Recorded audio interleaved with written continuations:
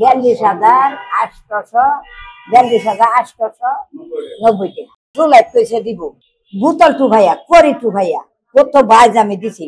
আমার মেয়েটার বাপ নাই গে, বুঝুন, 2টা ভাই, বুঝুন। আমার মেয়েটার একটা ভবিষ্যৎ আছে না, এর লেগে আমি বিমাটা করেছি। 13 তারিখ গেছে বাদে আওয়াজ ধরছি, ধরিয়ে ভরতে দিন আয়, 2 দিন 1 দিন বাদে বাদে আয়, দারোয়ান আমার তারিখ দেন। আজ হচ্ছে 5 তারিখ, রোজার 5 তারিখ খুলবো।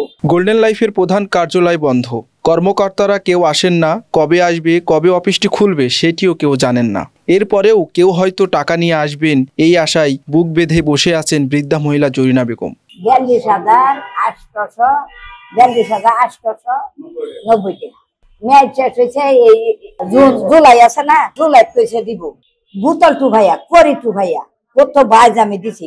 আমার মেয়েটার বাপ নাই গে, বুঝুন, 2টা ভাই, বুঝুন। আমার মেয়েটার একটা ভবিষ্যৎ আছে না, এর লেগে আমি বিমাটা করেছি। আমি আইছি কিশোরগঞ্জ, থানা ভাহুন্দিয়া, আর সালুয়া দিয়েছে আমার মেয়ের বাড়ি, আর বুরুদ দিয়েছে ইন্নান। শুধু জরিনা বেগমই নয়, জরিনা বেগমের মতো অনেকেই হতাশ হয়ে ফিরে যাচ্ছে গোল্ডেন লাইফের প্রধান কার্যালয় থেকে।